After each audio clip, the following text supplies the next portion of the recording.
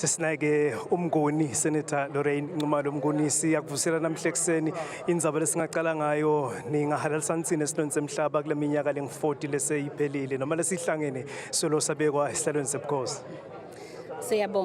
Siyabonga Nzathele. Ngingaqala ngekuthi mangihalalisa ngithi halala bangazitha bayethu wena waphakathi. The progress is seen, it is visible through the infrastructure livele selinalo. Siyabona our infrastructure is developed imigwaqo, siyabona nemabloho kuhle impela, ne-education system yethu siyayibona, siyathemba ukuthi itaqhubeka ibe ngiyole khosako.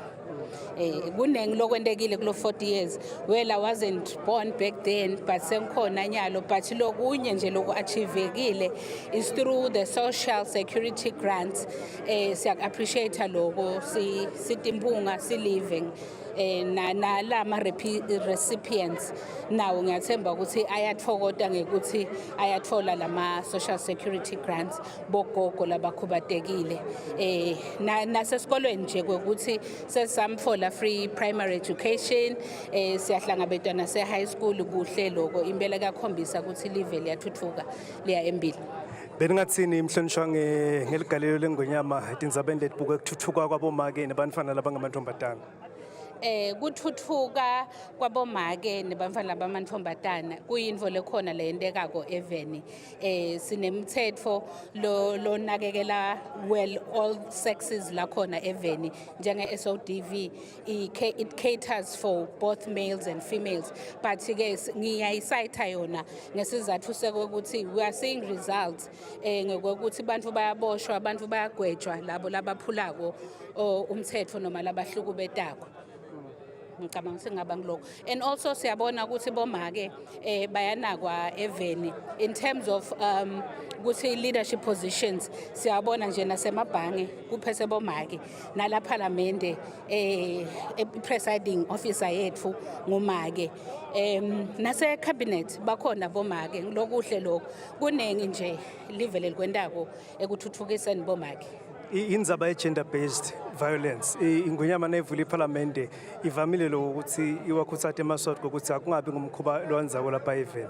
Siyathi ke ukhuluma nga SODV Act but kangibuyele ku gender based violence. Yini le nto akuthi kube likhona ukuthi bobabe nangabe ngibo mhlambe labahlubetekile babe sesebayeta batawubika, because we've seen cases where uma ngabe kungibabe ngalamhlambe sebakhanza kulukhulu ukuthi babike kuze nabo phela batovikeleka ngekomthetho. Awu angeke ngadi inkosi yami.